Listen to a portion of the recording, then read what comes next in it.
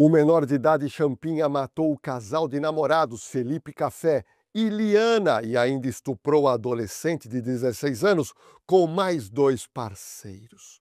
Champinha, aos 16 anos de idade, cometeu duplo homicídio e várias vezes estuprou a adolescente com seus amigos, pois a mantinha como refém em um casebre.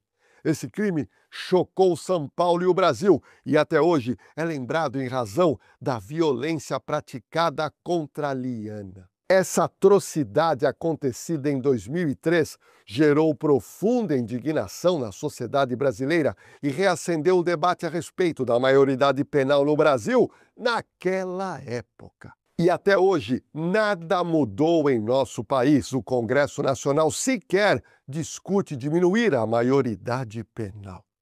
Meu nome é Jorge Lordello e se prepara, pois eu vou te colocar na cena do crime, onde um menor, considerado o mais perverso do Brasil, e 3 maiores de idade mataram um estudante de 18 anos e abusaram sexualmente e depois tiraram a vida de uma menina de apenas 16 anos de idade.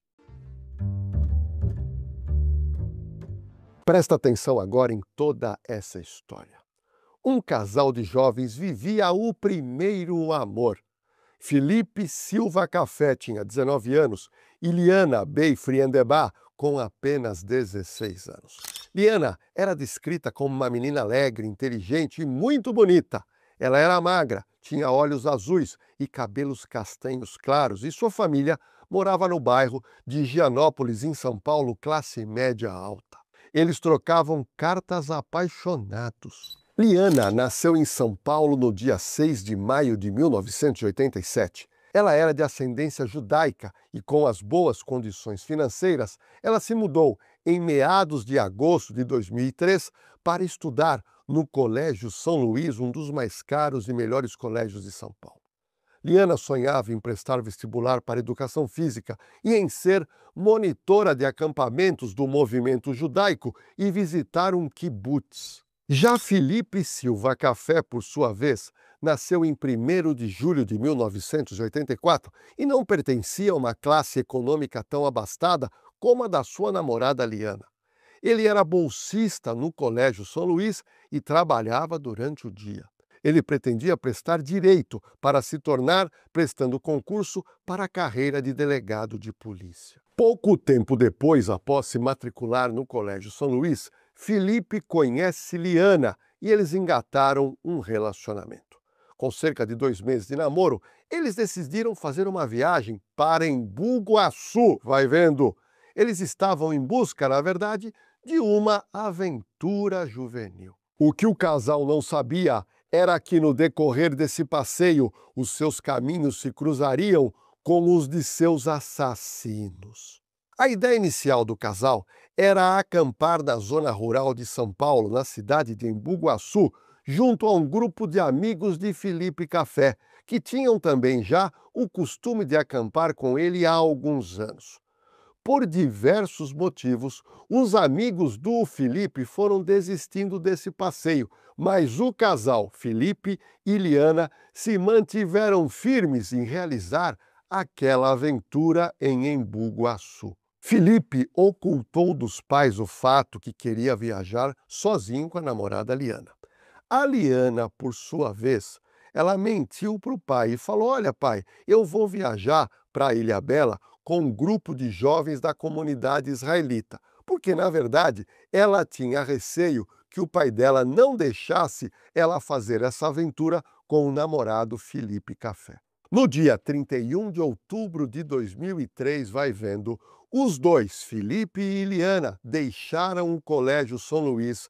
À noite, já estavam com suas respectivas malas e eles pernoitaram, sabe aonde? No vão do MASP.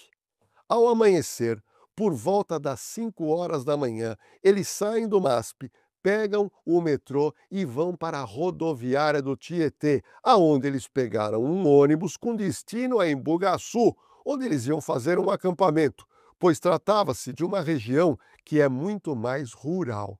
Vamos lá, acompanha toda a cronologia dessa história. Às 9 horas da manhã, o casal chegou a Embu Guaçu E aí eles pegaram outro ônibus rumo a Santa Rita e ainda andaram por aproximadamente 4 quilômetros pela estrada do Belvedere, com destino ao sítio do Lee, até acharem um local propício para eles acamparem, pois Felipe estava levando uma barraca de campe. É importante frisar que esse sítio estava abandonado. Esse sítio pertencia a um artista plástico português que recebia muitas pessoas para acampar em seu terreno. Porém, esse sítio foi abandonado pelo dono devido ao crescimento da criminalidade lá naquela localidade e com o aparecimento também de quadrilhas, de desmanches de carro e outros delitos. E aí o dono abandonou o sítio não tinha ninguém. Enquanto o casal estava caminhando pelo vilarejo, eles acabaram chamando a atenção de toda a comunidade local, pois eles estavam carregando muita bagagem. Eles se vestiam de uma forma mais privilegiada que os moradores daquele local, além do fato da Liana, naturalmente, ter chamado a atenção por conta da sua beleza física. Vai vendo, enquanto o casal caminhava pela estrada, os dois jovens cruzaram com Paulo César da Silva Marques, que tinha o apelido de Pernambuco e, na época, 32 anos, guarde bem esse nome. Na companhia do Pernambuco estava um rapaz menor de idade, Roberto Aparecido Alves Cardoso, o apelido dele, vulgo Champinha, que era menor de idade e tinha 16 anos. Desde muito cedo, o menor de idade Champinha era conhecido como um garoto problema, que bebia, fumava e arrumava brigas nos bares da região de Embu Guaçu.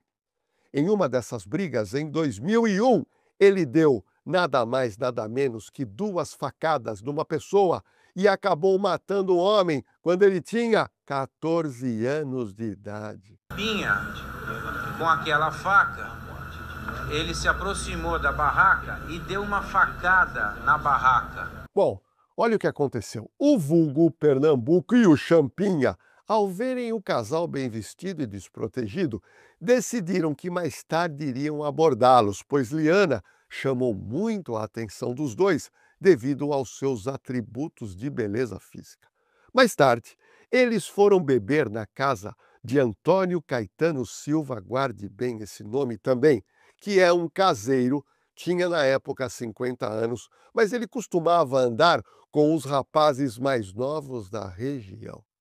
Depois de algumas doses de cachaça, Champinha contou a sua ideia para esses dois amigos. Eles decidiram assaltar o casal Felipe e Liana. Olha, se toda essa história criminal te inspira a seguir carreira na área policial, eu preciso te apresentar para você o Instituto Oliver, que é, a maior escola preparatória para carreiras policiais do Brasil.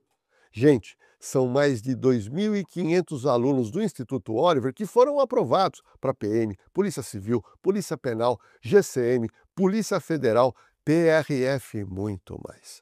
Além dos cursos preparatórios para você entrar na polícia, o Instituto Oliver também oferece cursos superiores, sequenciais, tecnólogos, bacharelados, pós-graduação e também o EJA, para quem precisa concluir os seus estudos. Então, acesse o site ou escaneie o QR Code disponível na tela e dê o próximo passo na sua carreira com o Instituto Oliver.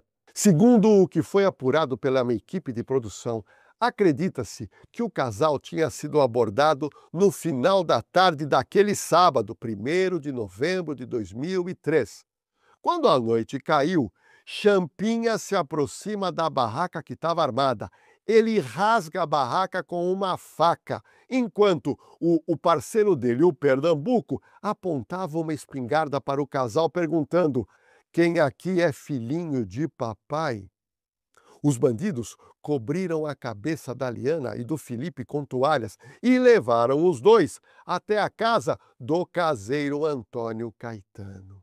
Liana disse que a sua família tinha dinheiro e que poderia pagar um resgate tranquilamente. Já Felipe contou que a sua mãe estava desempregada e que não tinha dinheiro para pagar o resgate naquele momento. Bom, ocorre que, como não foi achado valor significativo em dinheiro e nem bens entre os jovens, o que aconteceu? Champinha Pernambuco e o Caetano resolveram sequestrar os dois e eles foram mantidos em cativeiro num pequeno casebre que Antônio Caetano Silva tomava conta.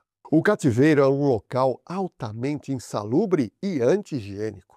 A dupla criminosa separou o casal durante o cárcere privado, vez que ficaram em cômodos diferentes nessa pequena residência. Ainda no primeiro dia do sequestro, ou seja, dia 1 de novembro de 2003, Pernambuco e Champinha estupraram continuamente Liana, que era virgem, enquanto seu namorado permanecia no quarto ao lado. Dado ao estado de choque e medo que sentia, a jovem não conseguia reagir. Sim, foi violentada, foi estuprada efetivamente pelo Champinha, pelo próprio Pernambuco. Eles quase que fizeram um revezamento em relação a ele. No dia seguinte, 2 de novembro de 2003, os criminosos chegaram à conclusão de que não seria importante a manutenção do Felipe no sequestro, razão pela qual resolveram executar o garoto. Assim, saíram com os jovens, eles saíram com a Liana e com o Felipe, rumo ao matagal lá no vilarejo. Pernambuco foi guiando, foi levando Felipe mais à frente e Champinha ia com Liana mais atrás. Em certo momento, Champinha parou a caminhada com Liana, segurou ela e Pernambuco continuou a seguir andando com Felipe, até que aqueles perdessem de vista a Liana. Pernambuco, com a vítima de mãos atadas, ordenou que ele se ajoelhasse. E aí ele disparou um tiro a queima-roupa na nuca de Felipe Café. Ao ouvir o disparo, Liana perguntou a Champinha o que estava acontecendo, obtendo como resposta a mentira de que Felipe havia sido libertado, que apenas foi dado um tiro para Felipe sair correndo. Tudo mentira. Minha equipe de produção conseguiu imagens da última festa em que Felipe Café participou antes de viajar com Liana. Após matar Felipe Café, Paulo César, o Pernambuco, resolveu fugir para São Paulo. E assim, Liana ficou em posse apenas do menor de idade naquele casebre, juntamente com o dono do casebre, o Caetano. Champinha retornou com Liana para o pequeno casebre, que foi cedido pelo caseiro Antônio Caetano Silva. É um rapaz que tem um passado, ainda que jovem, tem um passado criminal bastante significativo. No período noturno, o Antônio Caetano surge com um amigo dele de nome Aguinaldo Pires, guarde também esse nome. E aí o Champinha apresentou a Liana como sua namorada e ainda ofereceu ao comparsa, de modo que Aguinaldo Pires teria aceitado a oferta e ter também abusado sexualmente de Liana. Na segunda-feira, dia 3 de novembro de 2003, sentindo falta da filha, que já deveria ter retornado para casa, e